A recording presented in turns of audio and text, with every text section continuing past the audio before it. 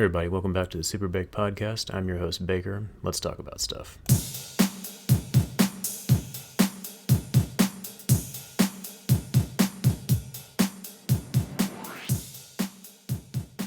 So, just wanted to do a quick correction from my last episode where I talked about, I had mentioned Futurama coming back, and I talked about the voice actors for The Simpsons. I think I had mentioned that I thought they were making around $7 to $8 million per episode during their contract negotiations with Fox. I think I meant to say per year.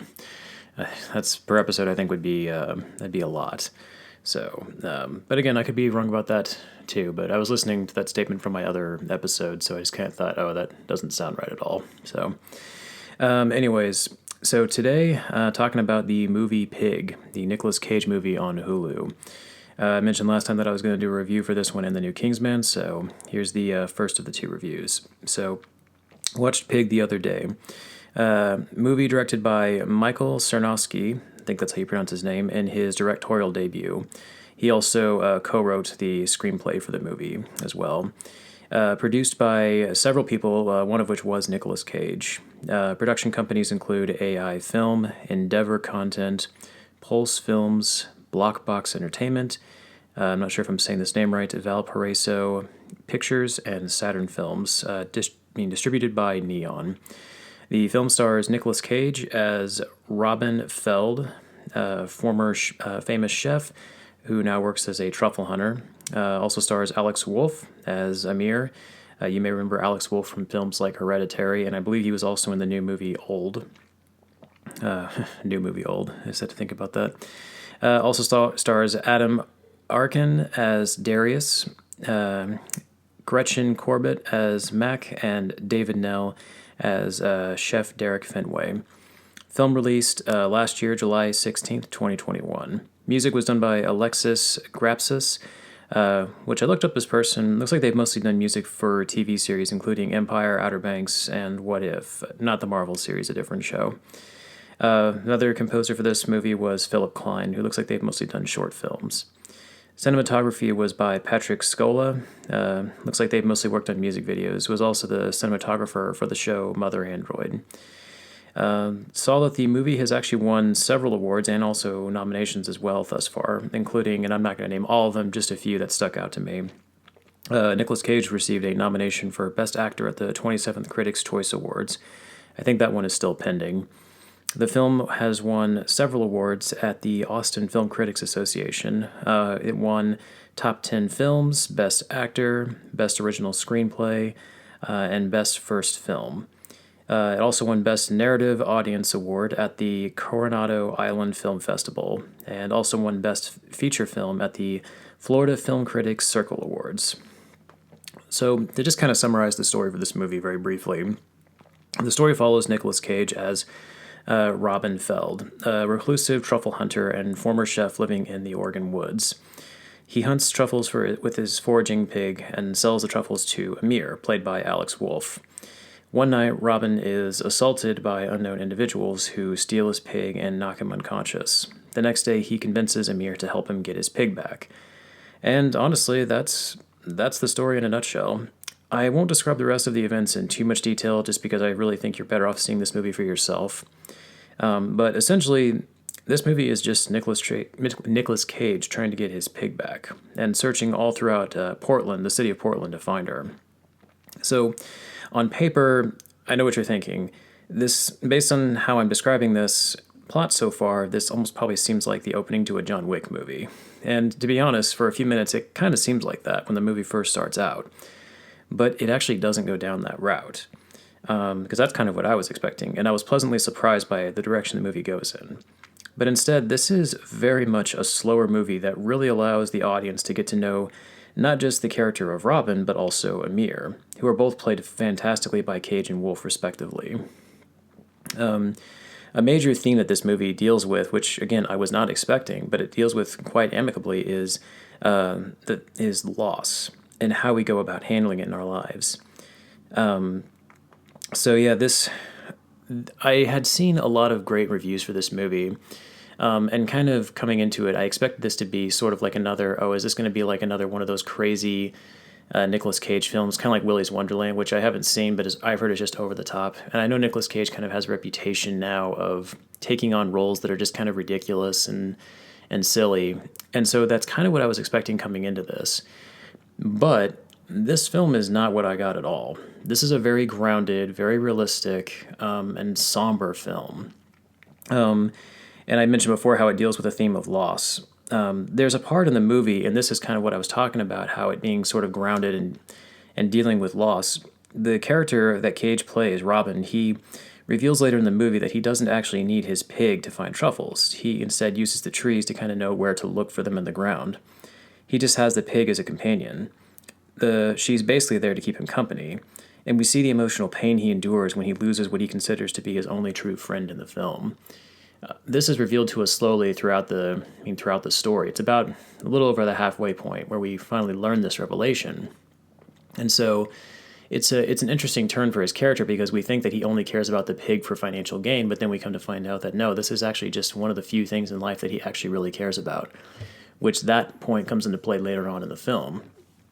Another big part of his character that's revealed to us is that we assume that Nicolas Cage's character knows a lot about cooking because in the beginning, when he goes out and hunts for truffles, he comes back to his cabin that he's built in the woods, and we see him cooking. And it's clear that he knows a lot about food and how to prepare it. He makes this very elaborate-looking dish. And so it's obviously clear to us that he is someone who's very familiar with the culinary arts. But it's never really revealed why. But it's not revealed why in the beginning, I should say. And even when the character of Amir comes in to take the truffles, we see that Nicolas Cage's character is very reclusive. He doesn't talk very much. He doesn't really, in fact, during their first encounter in the film, I don't even think he really says any dialogue to Amir's character. He just gives him his truffles and just sends him on his way. So he's clearly somebody who is not a people person. So just a few things that I just kind of want to talk about that I really enjoyed about this movie. And to be honest, I don't have a lot of negative things to say about this movie. There are some truly powerful scenes of dialogue in this film. So just one example I'll give is there's a scene where Rob and Amir go to a restaurant owned by a former prep cook, Derek, who I mentioned before, played by David Nell. And we learn that this character, Derek, used to work for Rob, back when Rob was a chef. And the exchange in this scene between the chef and Rob is absolutely amazing. Rob criticizes Derek for not owning a pub like he always said that he wanted to, and now he instead runs a contemporary restaurant. The ice-cold look that Cage gives the other actor throughout this entire exchange, it almost kind of feels like he's peering out into the audience. Like we can feel the shaky discomfort of the chef who eventually reveals the identity of the person who stole Rob's pig. This scene has a realness to it, and it shows that there's a great deal more to Cage's character than we initially perceived. And this is one of my favorite parts of the movie. It's a scene that I think it's on YouTube. People have talked about it quite a bit, but it's like there's a great line from Cage's character where he tells Derek, he says, these people here, they don't know you. They don't even see you. And slowly you're going to, and I'm paraphrasing here, but he tells him that, you're slowly going to whittle away until there's nothing left of you. Because essentially he's telling him that he's living a lie. He's not following what he really wants to do. He's not following his passion. And then he has the really powerful line where he says, we don't get a whole lot of things in our lives to truly care about. And I think that echoes back to his pig. He really cares about his pig. And it's one of the few things that he actually genuinely cares about. And we see the lengths that his character is willing to go through to get her back. So this was definitely a highlight for me in this entire movie. Another positive of this movie, and kind of to piggyback off of the point that I just made, the acting is top tier.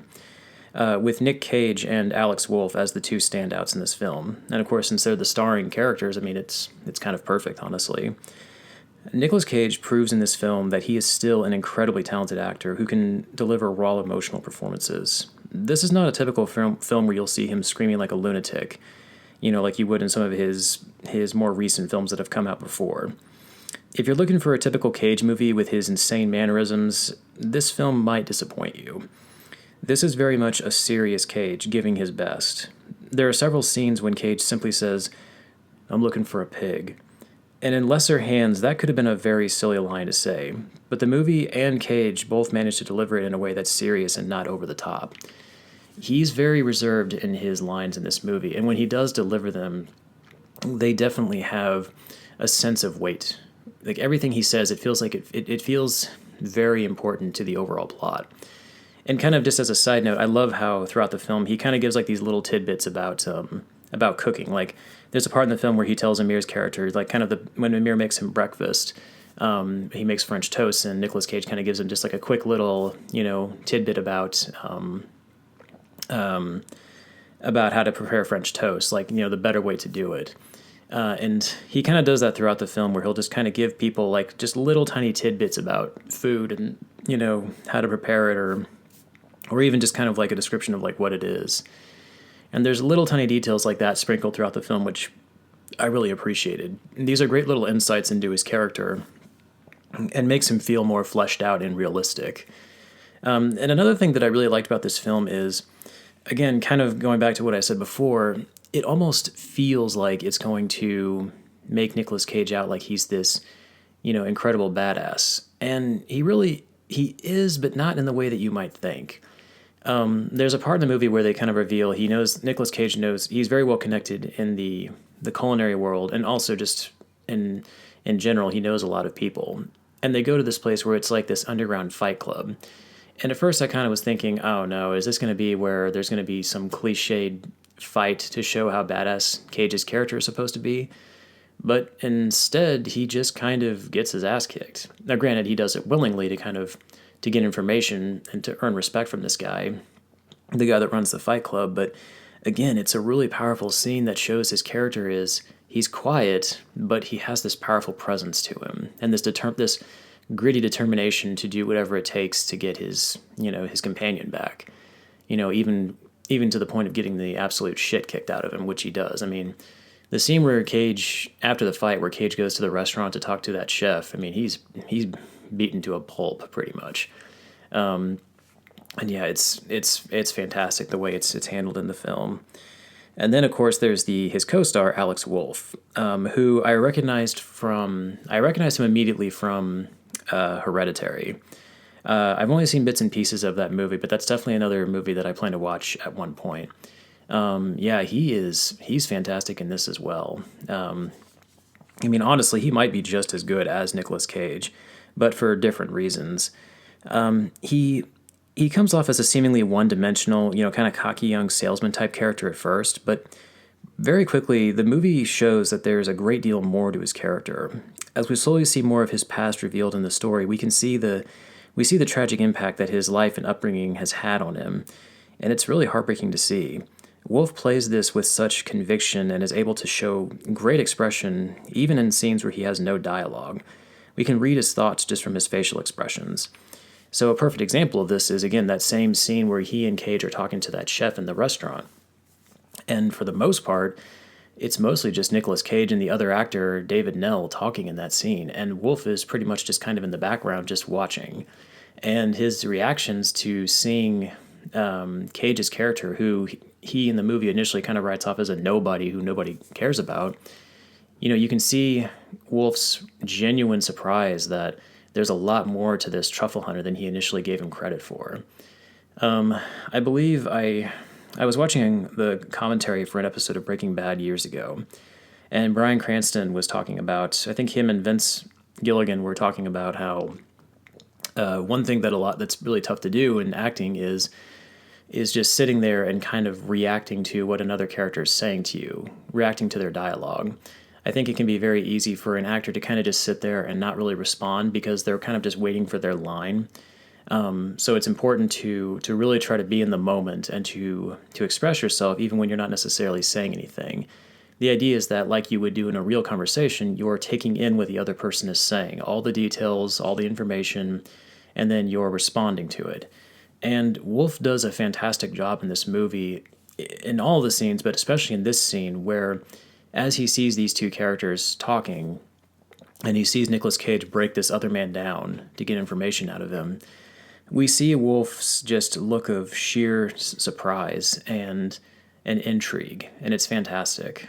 There's another great scene in the movie, too, where he goes to visit. It's kind of revealed that his mother, he tells Nicolas Cage in the movie that his mother is dead, but it's actually revealed later on that she's just very sick in a hospital. And it's never revealed exactly what is wrong with her, but basically she's in a condition where she's not getting better, and she's basically, it almost kind of looks like she's just bedridden all the time and almost on life support in a sense. And the scene that he has, he doesn't actually talk to her. He really just kind of stands outside of a room and just looks in at her as the door swings open very briefly, and we see his expression as he watches his mother in the bed. And just the look on his face is really heartbreaking. It's truly gut wrenching, and I think it speaks, levels to this actor's skill in this role. So he and Cage were definitely two highlights of this movie for me. Something else about this movie that I really loved, and I don't normally talk about things like this in films very much, but I really liked the cinematography of this film. There's a couple of establishing shots, mainly in the beginning and towards the end of the film, that I really enjoyed. So basically, the movie opens on a flowing river, and the look and sound of the water flowing, really helps set the tone for the calm but serious story that you're about to witness. I also love the shots of Cage where he's cooking in the film. We see him prepare a couple of dishes throughout the movie, and I particularly like these shots. The lighting has almost kind of like a yellowish golden glow that's different from the often more dark and gritty tones of the film. It reminds me of a scene in Breaking Bad where Jesse is making his box, where he's doing like his woodworking stuff. And in that scene, it's a very similar kind of lighting, where there's almost kind of like this heavenly glow in the scene, because it demonstrates that this is where the character is most happy, when they're doing this task, before they're brought back to a much more bleak reality. They use a very similar lighting technique in this. Every time Cage is cooking, there's a scene in the beginning, like I mentioned, where he cooks after he finds some truffles. There's a scene near the end where he and Alex Wolff's character are cooking again towards the end, and Cage is kind of teaching him how to cook. He's kind of showing him, some of the tips and tricks that he knows. And these are really great scenes. And again, it's mostly just like, you don't hear the dialogue. The music kind of takes over, and so you really just kind of see these two characters cooking, but there's really no conversing that we, the audience, can hear. But I think it definitely establishes that this is where the character of Nicolas Cage is most at home, is when he's doing this. Again, to his previous line, this is one of the few things that he truly cares about. And the movie does a great job of demonstrating this, I believe. So I guess as far as like negatives go for this film, I don't really have a whole lot. I guess one thing that I would say is, and this isn't really a negative, this is really just more or less something that I wanted more of. I would have liked to have seen more of Amir's story fleshed out. The moment where we get to see him with his mother in the hospital, it's a powerful scene, but I was curious to see if there would be any resolution on that. I guess that just speaks to the writing and Wolff's acting ability, but I just would have liked to have seen more from his character in this instance. But the focus really is on Nicolas Cage and his missing pig, so this is a minor issue for me. And as far as the situation with his pig goes, again, I really want to leave that up to you to watch the movie, to find out for yourself. I think the ending will be a lot more powerful for you. But just kind of a heads up, this is definitely much more of a somber film, in my opinion. I think the movie deals more with loss, and kind of how we deal with it in our own way. So, yeah, my overall impressions of this movie, I'm just going to go ahead and say right now, I would definitely recommend this film. It was not what I was expecting, but what I got instead was still very good. And at 92 minutes, this movie feels like just the right length. It doesn't overstay its welcome. It just gives you just enough to sink your teeth into, and then leaves you with kind of a bitter feeling once it's over. There's not an overly complex message in this film. However, just a fair warning, this is not a movie to watch if you're looking for something uplifting. This is very much a story about loss and learning to move on. However, I do respect a film with the integrity to have an ending like this. It's very reminiscent of life. We don't always win, and often we have to deal with tragedy no matter how unfair it may seem. So I guess with that in mind, I would say give this movie a chance and decide for yourself how you feel about this story. This was one that I enjoyed immensely, and I feel like, there was a time in my life where I probably would have hated a movie like this, just because the ending, again, to not to really spoil too much, it doesn't really feel like there is much of a resolution. It doesn't really feel like there is much of an ending. But in a way, I guess that's kind of the point, though. In a lot of ways, I think there's many parallels between this movie and life, in that, sometimes just terrible things happen to us, and we have to just kind of keep going. We have to just learn to deal with it and move on and continue to live our lives, as best as we can. So yeah, this was a surprise favorite of mine for sure, and I wish that I watched this when it came out earlier in 2021. So yeah, guys, definitely check it out, and I'm curious to know your thoughts on this film. If you liked it and what you liked about it, and maybe some things that you didn't like about it. So yeah, once again, kind of a shorter episode. I don't have much more to say about this film except just to go check it out. Yeah, once again, I'm on Anchor, Spotify, and YouTube. If you get the chance and if you like what you hear, feel free to like and subscribe. It definitely means a lot to me. All right, guys, I'll catch you all next time. Later.